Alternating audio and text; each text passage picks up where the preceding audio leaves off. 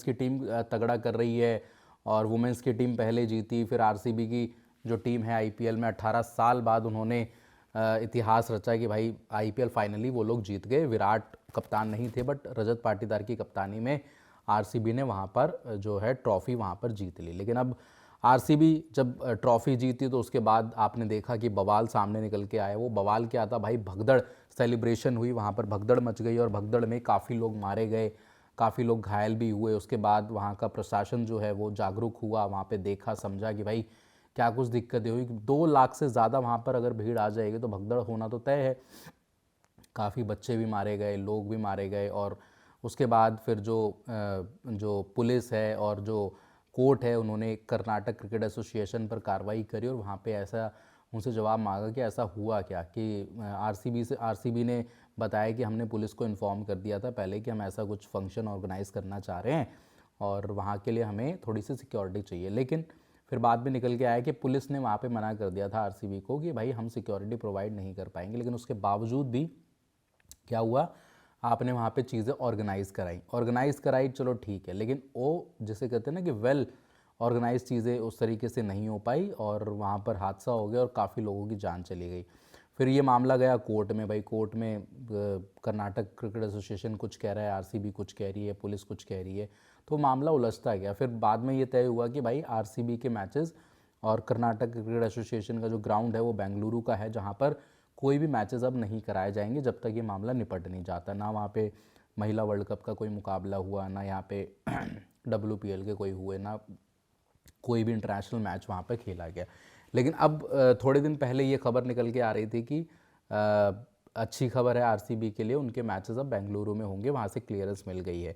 लेकिन धीरे धीरे ये मामला बढ़ता गया और आज खबर आ रही है कि भाई जो आरसीबी के मैचेस हैं वो अब नहीं कराए जाएंगे बेंगलुरु में, क्योंकि वहाँ का जो कानून है वो ये कहता है कि अगर आपने मैचेस कराए और ग्राउंड में अगर मैच हो रहा है और बाहर सड़क पे कोई हादसा हो गया तो उसको लेकर भी आप ही जिम्मेदार होंगे, जिसकी वजह से आरसीबी के जो मालिक हैं, जो फ्रेंचाइजी के ओनर्स वगैरह हैं, वो डरे हुए हैं।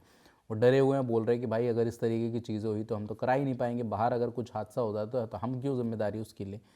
तो अब देखते हैं कि भाई बेंगलुरु में उनके मैचेस होंगे नहीं होंगे, या फिर कोई दूसरा विकल्प निकाला जाएगा कि भाई उनके आरआर के और आपके आरसीबी के मैचेस जो हैं वो अब कहाँ कराए जाए, क्योंकि आरआर वाला भी मसला चल रहा है कि जयपुर में उनके मुकाबले नहीं होंगे, है ना, ये भी एक मसला है। बाकी उनके लिए भी कुछ दूसरे वेन्यूज़ तलाशे जा रहे हैं। बट आरसीबी के लिए ये है कि भाई 5 मैचेस उन्होंने प्लान किए थे कि भाई डीवाई पाटिल में कराया जाए, बट डीवाई पाटिल जो मुंबई क्रिकेट एसोसिएशन के अंदर आता है तो उनको भाई मुंबई क्रिकेट एसोसिएशन से एनओसी लेनी पड़ेगी और ये पूछना पड़ेगा कि भाई क्या हमारे मैचेस यहाँ पे हो सकते हैं। तो ये भी एक नियम कायदा है कि भाई जो फ्रेंचाइजी वहाँ की होम है, जो वहाँ के बोर्ड से आपको वो क्लियरेंस सर्टिफिकेट लेना पड़ता है और उसके बाद मंजूरी लेने के बाद तब जाके वहाँ पे आप अपने मैचेस करा सकते हैं। तो अभी आरसीबी की जो दिक्कत परेशानी है वो बहुत ज़्यादा है, मतलब कि वो शायद ही अपने मैचेस जो हैं वो बेंगलुरु में करा पाएँ, उनको इधर उधर ही कराने पड़ेंगे। तो ये मेरा मानना है। बाकी अब आगे चल के पता लगेगा कि आरसीबी के मैचेस कहाँ कहाँ होंगे। तो वेन्यू जो हैं वो भी मैंने आपको बताए थे, एक बार फिर से मैं आपको बता देता हूँ कि भाई चेन्नई हो सकता है, बेंगलुरु हो सकता है, दिल्ली हो सकता है, लखनऊ, वानखेड़े, ईडन गार्डन्स, अहमदाबाद, मुल्लापुर, हैदराबाद, धर्मशाला, विशाखापट्टनम, गुवाहाटी, जयपुर, पुणे, रायपुर, रांची, डीवाई पाटिल और तिरुवनंतपुरम। तो ये जो हैं कुल मिला के जो टोटल वेन्यू 2026 के लिए निर्धारित किए गए हैं वो इस तरीके से हो सकते हैं। बाकी जब फाइनल लिस्ट आ जाएगी, क्योंकि अभी चुनाव की तारीख भी है, बंगाल वगैरह में चुनाव हैं, उसको लेकर भी अभी जो है प्लानिंग चल रही है। तो अब जब जैसी वो चुनाव की डेटें आ जाएंगी तब उसके बाद जो है आईपीएल का पूरा शेड्यूल भी आपको पता लग जाएगा, है ना, क्योंकि वर्ल्ड कप है, अभी T20 वर्ल्ड कप है, उसके बाद ही फिर आईपीएल का जो मामला होगा वो आपको पता लग जाएगा।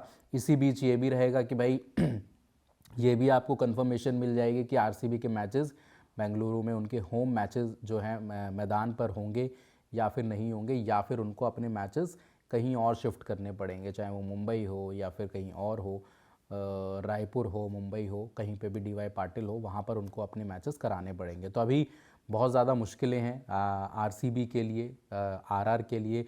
अब वो आने वाला वक्त बताएगा कि उनके साथ चीज़ें किस तरीके से होने वाली है। क्योंकि थोड़ी देर पहले दैनिक जागरण की जो रिपोर्ट आई थी उससे मैं आपको बता रहा हूँ कि यहाँ पर जो है कुछ दिक्कतें परेशानी है आरसीबी के साथ, क्योंकि बीसीसीआई के क्लोज सोर्स ने ये बताया कि भाई जो कर्नाटक सरकार है वहाँ पर जो घटना हुई थी उसके बाद उन्होंने एक कानून पास किया था जिसमें ये साफ तौर पे बता दिया गया था कि जो मैच उस ग्राउंड पर हो रहा है, जिस मतलब बेंगलुरु के ग्राउंड पर हो रहा है, अगर बाहर सड़क पर भी कोई हादसा होता है तो उसके जिम्मेदार आपकी आरसीबी होगी और आपके आरसीबी के मालिक होंगे।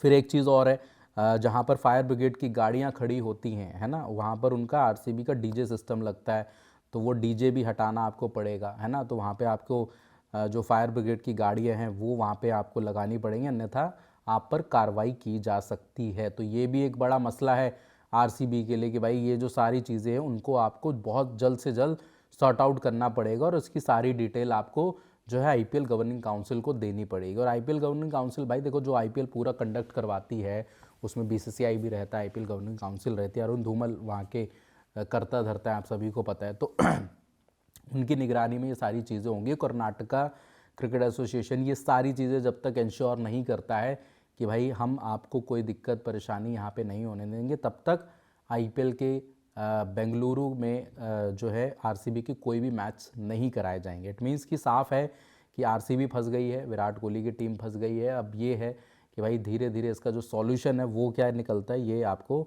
देखना पड़ेगा। और मुंबई में आपको बता ही दिया है कि भाई क्लियरेंस आपको लेनी पड़ेगी, क्लियरेंस नहीं ली तो फिर आपके लिए दिक्कत वहाँ पर हो जाएगी। जो मुझे ऐसा लगता है कि भाई आने वाले टाइम में आपके जो आईपीएल है वो भी धीरे धीरे, जैसे बोलते हैं कि दिक्कत परेशानी में आता हुआ चले जा रहा है।